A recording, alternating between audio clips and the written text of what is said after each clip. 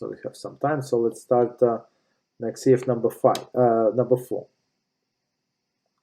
So it says one must take care not to recite God forbid, a blessing in vain, or to cause himself to recite unnecessary blessings. Okay, so there is a big difference between a blessing in vain and unnecessary blessing. Number 16. So what is it?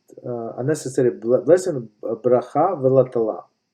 Blessing recited in vain, meaning that it was not necessary, is a blessing that does not accomplish anything, as when one recites the wrong blessing on food, or if he repeats the blessing that he had already recited. Right? So he said on apples, and now he and there were apples and cherries on his plate, and now he's saying a separate blessing on cherries, which is unnecessary. In a contrast, bracha she'eino tzericha, an unnecessary blessing, while it should have been avoided, is not totally purposeless.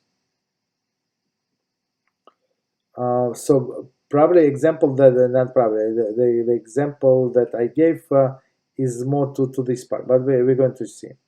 And his example of this one is about to eat two foods with the same blessing, and recite a separate blessing upon each item. So as I said, so this example is actually to this one, unnecessary blessing. So basically he said blessing on apples, and it should cover the cherries too. It says separate blessing. Since this is what he had in mind to do when he began, it is not considered a blessing recited in vain. So somehow he decided that he wants to say separate blessing on apples and separate blessing on cherries. If it's not proper, it's a necessary blessing, but that's what he thought. Okay, so it's not as a bracha velatala. It's different category. For each blessing does indeed permit each food. Okay, so in his mind, he said is basically the laws of blessing. He can cover this blessing, this food with one blessing, but he decided to do it in two blessings.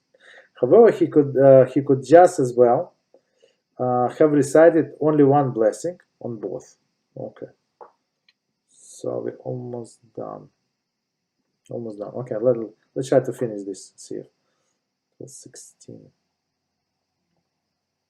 1 second, 16. Okay. If one erred and recited the blessing in vain, and likewise if in some way he came to err and said the name of HaShem in vain, he should say immediately after the name of HaShem, Baruch Shem Kevod Mochso Lo Enuveh. As we said last time, and we gave some examples and stuff like that. Okay, so it's like so it means blessed is the name of His glorious kingdom for all eternity. So I did something to lower this blessing, this blessing of the glorious kingdom. So now I'm trying to restore it. If immediately after reciting the words Baruch Atah and the name of HaShem at the beginning of the blessings, right? So let's see 17. Most of the blessing begins with the foundation Baruch Atah HaShem Elokeinu Melech HaOlam. Blessed is you, HaShem, our God, King of the universe. Right? So they're all the same. He realized that he does not have to recite the particular blessing. He should conclude the sentence with Lamdeni Chukecha. So he would say Baruch Atah Hashem Elokeinu Melech HaOlam Lamdeni Chukecha. Lamdeni Chukecha, teach me your statutes, right? Teach me your laws. It's from the Elim. Since the words Baruch Atah Hashem, bless you Hashem, together with the word Lamdeni Chukecha, teach me your statutes, okay? A complete verse in Tehillim 119:12. So you just say like you said the complete verse from Tehillim. It is therefore deemed as if he recited the name of Hashem in the course of Torah study, and then not in vain. So basically, you can study Torah if you dress and stuff like that anytime. If while reciting the blessing, he also began to recite word Elokeinu, number 18, he said Baruch atah HaShem Elokei, right? And then he realized that the blessing was unnecessary.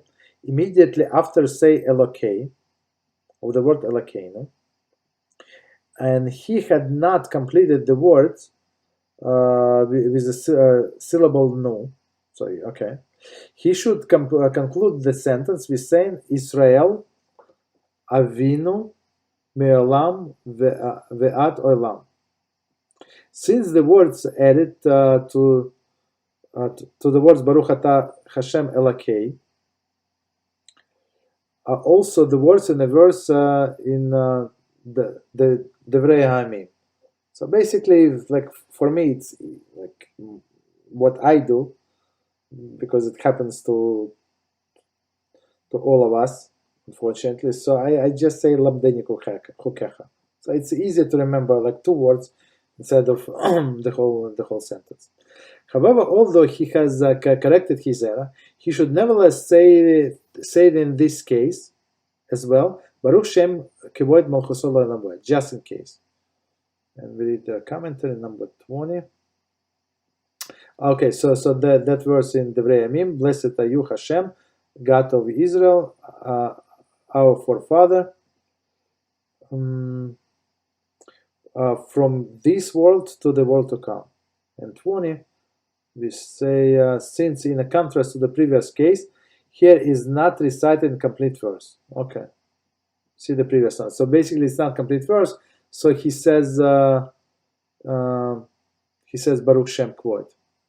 Okay, but basically, if you say it anyway, it's not. It doesn't hurt anything. You just pray. It's another praise of Hashem.